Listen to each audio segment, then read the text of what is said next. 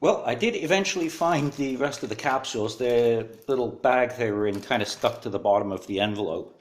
So I got my four extra capsules, and I've opened a couple of the capsules up, and I've been trying the vape.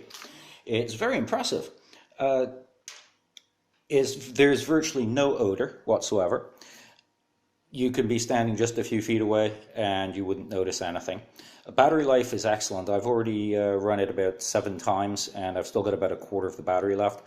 Lithium batteries generally take a while to reach their full power. You have to go through maybe 30 recharge, discharge cycles before they get up. So I'm pretty confident I'll probably get about 8 to 10 sessions. Now the sessions last for 2.5 minutes. There's an automatic timer on here that cuts out. I'll be showing you that in a moment. And well, that's standard on all of these. It's to stop it from getting too hot and also from the battery overheating, because these things must have a hell of a power drain on it. This heats up to a high temperature, like I ran it up to 240 degrees. It took 20 seconds, I timed it. And that's really, really fast. That's faster than most of the high-end vapes that are costing like 250 or more euros, dollars, whatever. So very impressive. Just want to mention these capsules since I brought it up. These are really cool. They're a great idea. The great thing is that you can have a bunch of these. You're going out for the day. You can pre-fill them with whatever you want. You can use, I've used both solids, I've used bud, and I've got a feeling, I was wondering what these little spikes are for on here. They've got them on both ends of these, can come off. And I've got a feeling that what this is for is so you can put some sort of a pad on here for possibly using oil, and that would explain why they included the what appears to be a little dabber tool in here. Let's take this out. This looks like something for dabbing oil or wax, whatever, on in there. So I'm pretty sure that that's what that spike is for these pads that you can get. So you can order these. They come in packs, I think, of 4. And you can also get replacements for the mouthpiece on here, which is a good sign that these things are actually expected to last for a while. They're not disposable if this gets dropped or stepped on or broken, whatever. And I did find these little discs. I mentioned it when I was unpacking.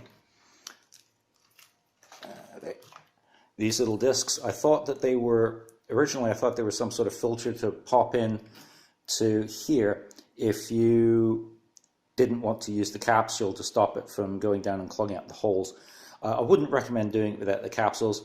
If you do, I'd get some filter mesh that you'd use in a pipe, cut out a disc and put it in there. I don't think you want stuff falling down into whatever's behind those holes and possibly clogging them up as well, because your air comes through there when you're inhaling.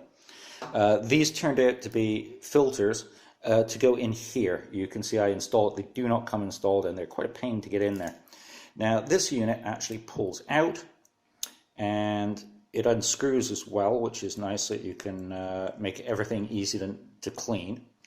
And as you can see, you've got this tube here and it goes inside here, and then you've got holes in the side. So it actually runs the vapor through here twice, and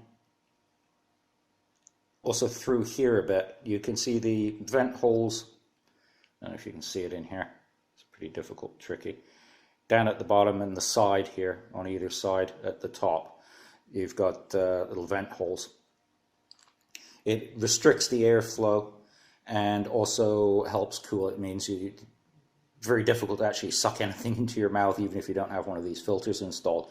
But I was extremely surprised at how cool the vapor was.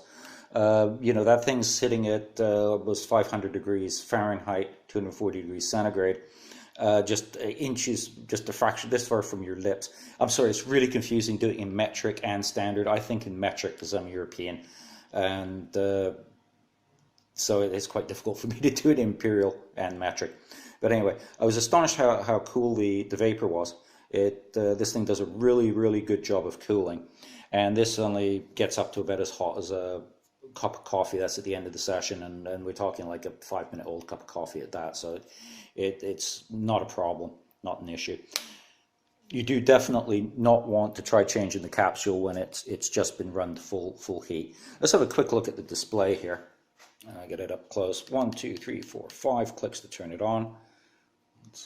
Okay. Now I'm going to start running. That shows you that it's running. If you quickly click it twice, it goes to standby. Click it twice again, and it'll start running. Otherwise, it'll shut off. Now it's hard to see. That is your preset temperature. This rounds basically just goes on how many times the timer's run down or you've turned it on and off. If you click it 3 times, that should set it back to 0. Yes, it does. That sets it back to 0. Now this time, you can see it's at 0 at the moment. It's not doing anything. That is actually once it reaches full temperature, which it's about to do. And there we go. It starts running. You've got 2.5 minutes before it shuts off. And there's your battery, and that's at about 25% at the moment. And off she goes. This has a very broad temperature range. You can actually set the temperature up to 250 degrees centigrade, which is 500 degrees Fahrenheit. It displays in both centigrade and Fahrenheit. Some people don't like that. I'll admit, given the size of the display, it would be quite nice if you could select one and use more of the display for so you can actually see the temperature you're presetting without sort of needing a magnifying glass. But still, I mean, it is a pretty compact unit, but that would have been a nice touch.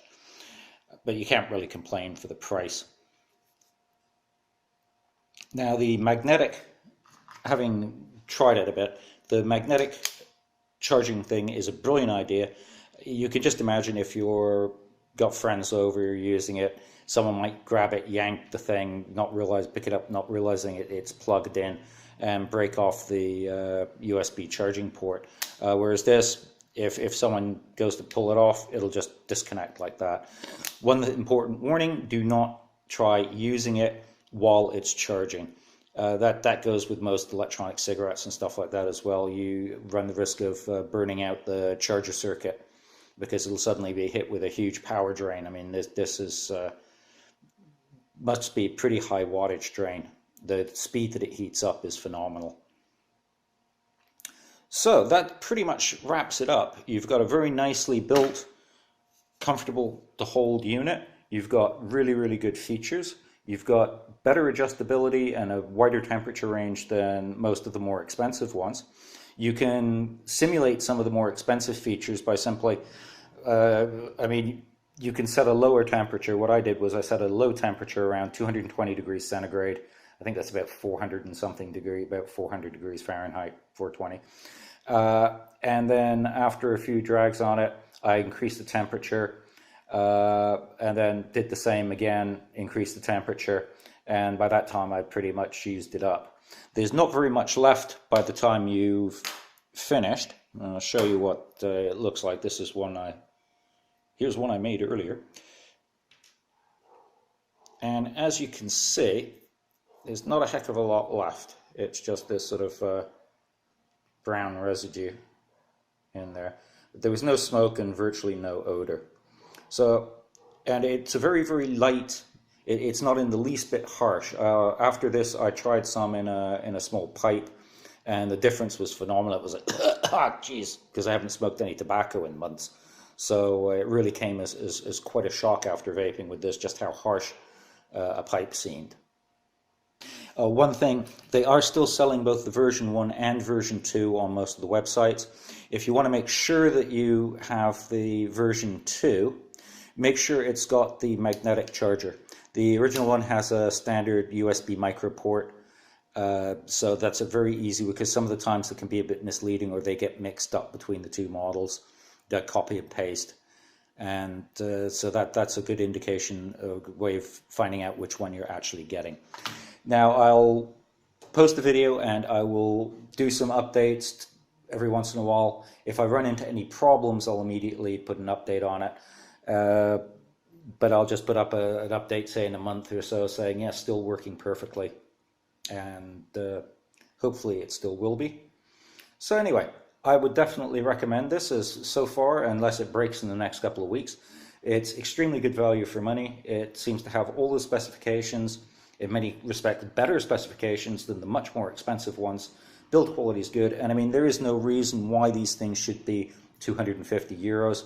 They're a battery, a microchip, a couple of switches, and a ceramic heater element. I mean the components for these probably cost about less than $10 or euros. So there's no reason why they should be so horrendously expensive. I think this is a good compromise. Anything cheap, really cheap, like I've seen ones for 15, 16, 20 euros, whatever. I wouldn't buy something like that. They're not going to last for very long, even if they work when you get it.